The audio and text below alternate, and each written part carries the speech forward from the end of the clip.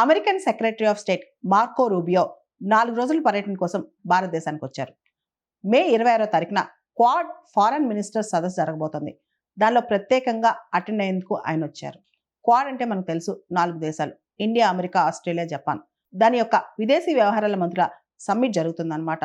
దానికి సంబంధించి మనకు తెలుసు క్వాడ్ అనేది వ్యూహాత్మకంగా ఏర్పడిన ఒక గ్రూప్ అన్నమాట. ఇండో పసిఫిక్ ని ఫోకస్ చేస్తూ. సో ఆ గ్రూప్ సంబంధించి ఫారెన్ మినిస్టర్స్ మీట్ లో పాల్గొనడానికి Marco Rubio, American secretary of state అంటే అమెరికా ఫారెన్ మినిస్టర్ భారతదేశానికి వచ్చారు. ఆయన ఒక విషయం స్పష్టంగా చెప్పారు.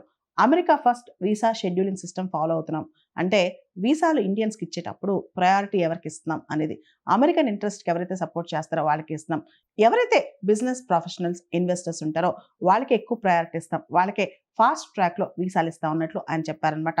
ఇండియన్ ఆంటర్ప్రినర్స్ కావచ్చు, అదేవిధంగా corporate executives, startup founders, tech professionals వీళ్ళందరికీ ఎక్కువ ప్రయారిటీ ఇస్తారంట.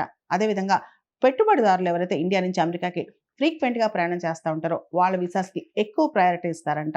ఎవరైతే అమెరికన్ దౌత్యవేత్త, భారతదేశంలో అమెరికాను రిప్రజెంట్ చేస్తుండే దౌత్యవేత్త ఉంటారో ఆయన, ప్రతి వీసా డెసిషన్ అనేది మాకు చాలా కీలకం.